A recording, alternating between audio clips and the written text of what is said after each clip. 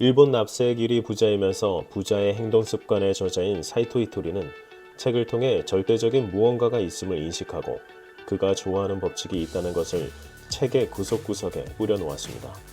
저는 이를 묶어서 한 번에 인식할 수 있도록 만들었습니다. 매우 읽기 쉬운 책이면서 감동을 주는 책이기 때문에 친한 친구 3명에게도 선물하기도 한 책입니다. 책의 전반에 흩 뿌려져 있는 신의 법칙은 11가지입니다. 그러나 이 11가지 중 속성이 유사한 법칙도 있어 실제로는 이렇게 많은 법칙이 아닙니다. 사실은 딱 2가지로 요약할 수 있습니다. 꿈을 이루는 법칙과 문제를 해결하는 법칙입니다. 저자는 책의 첫 장에서 가속의 법칙이 세상의 존재함을 말해줍니다. 만약 당신에게 바다나 한강이 보이는 집에서 살고 싶다라는 꿈이 있다고 가정해보는 것으로 시작합니다. 그리고 우선 하루에 3,000원씩이라도 돈을 모으자고 현재 할 수 있는 행동을 실천하기 시작했다고 가정합니다. 정말 매일 3,000원씩 돈을 저금하다 보면 추상적인 꿈이 조금씩 구체적인 목표로 바뀌게 됩니다. 꿈이 목표로 변해가는 것이 핵심이라고 저자는 강조합니다. 이때 3,000원을 모으기 시작한 행동이 스스로 실현하기 위한 다양한 아이디어를 제시하기 시작합니다. 게다가 꿈을 이루기 위해 자신의 일에 몰입하게 되면 수입도 늘어날 뿐더러 이때 가속의 법칙이 작용하여 실제로 꿈꾸던 집을 살 수 있게 됨을 저자는 강조합니다. 여기서 핵심은 다시 말하지만 꿈을 실현하기 위해 구체적으로 할 수 있는 일부터 시작하는 것입니다. 이때 신이 만들어 놓은 세상의 법칙 중 가속의 법칙이 작용한다는 것입니다. 2번째로 인과의 법칙입니다. 남의 밭만 쳐다보며 아무것도 하지 않았는데 본인의 밭에서 열매를 수확할 수 있다고 여기는 것은 큰 착각입니다. 모처럼 씨앗을 얻었다면 스스로 뿌려서 길러야 합니다. 그러나 밭이라면 경작을 포기할 수 있지만 우리의 인생은 좋은 일이든 나쁜 일이든 자신이 뿌린 씨앗을 반드시 스스로 거두어 들여야 함을 강조합니다. 또한 사랑도 마찬가지입니다.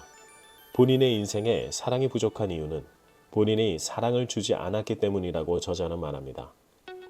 저자는 본인에게 찾아오는 모든 사람에게 좋은 이야기를 해주기 위해서 노력한다고 합니다. 그렇게 함으로써 실제로 풍요로워지는 사람은 본인이었다고 합니다. 왜냐하면 사람들이 저자의 말을 다시 듣고자 계속해서 찾아오기 때문입니다. 이렇게 행복의 씨앗은 본인에게 풍요로움으로 나타난다고 합니다. 한편 본인이 스스로 학력이 보잘것없으면 고생해라고 생각하는 사람은 스스로 고생의 씨앗을 뿌리고 있는 것이라고 합니다. 저자는 중학교도 제대로 다니지 않았고 사회에 빨리 나왔으니 이득이야라는 씨앗을 뿌려 성공했다고 말합니다. 또한 째째한 생각은 째째한 일만 일어난다고 합니다. 저자는 세금을 예로 들어서 말했는데요. 보통 사람들은 세금을 내기 싫다고 생각하는데 저자는 전혀 싫지 않다고 합니다. 왜냐하면 저자는 일본이 본인 것이라고 생각한다고 합니다.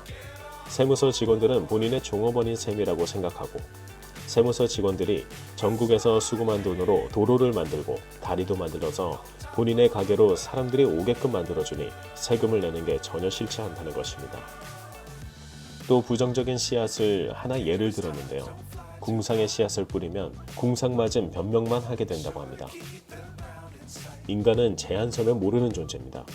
그렇기에 성장하다가 망한 회사도 분명히 있겠지만 그건 규모가 커졌기 때문이 아니고 잘못된 일을 하니까 망한 거라고 강조합니다.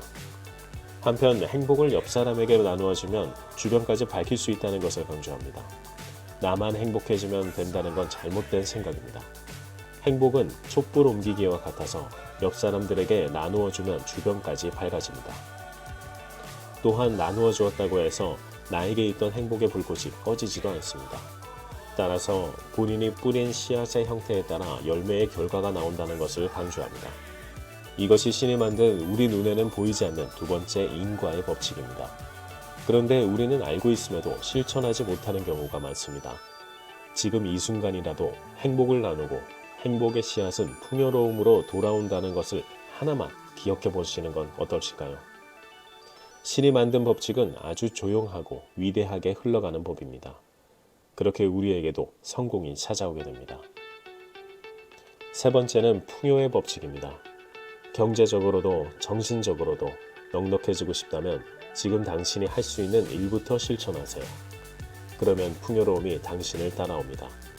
할 수 있는 일을 하지 않고서 불가능한 일을 바라는 사람은 실패자입니다. 또한 감사의 마음을 잊지 말아야 합니다.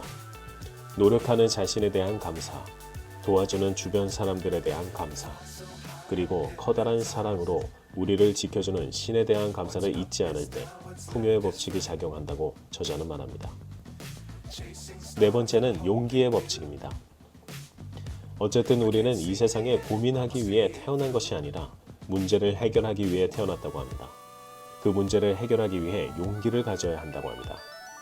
하지만 용기란 두려워하지 않는 것이 아니라 두려움에 떨면서도 한 발자국 내딛는 것이 진정한 용기라고 합니다.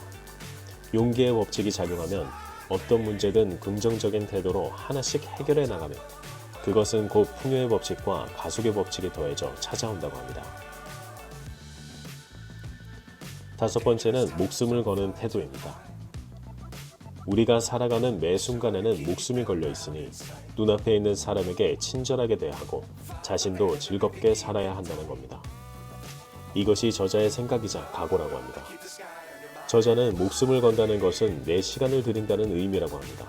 절대적인 긍정, 절대적인 적극으로 목숨을 낭비하지 않음을 강조합니다. 우리는 언제나 앞을 향해 나아갈 수밖에 없습니다. 죽음을 향해 전진하고 있습니다. 뒤를 보거나 옆을 보거나 아래를 보는 사람도 있지만 모두가 어디를 보든 결국 앞으로만 나아갈 수밖에 없습니다. 그러니 어차피 나아간다면 긍정적으로 앞을 바라보는 편이 안전함을 강조합니다. 사이토 이토리의 책은 매우 읽기 쉬워서 몇 번이고 찾게 되는 책이기도 합니다. 저는 제가 만든 영상이지만 마음이 어지러울 때나 뭔가 안 풀릴 때 이 영상을 반복해서 들으려고 만들었습니다. 여러분도 저와 같이 해보시면 어떠실까요? 다른 자기계발 책과 비교해서 가장 쉽게 풀이해주는 책이기 때문에 가볍게 들으면서 무겁게 생각할 수 있을 것 같습니다.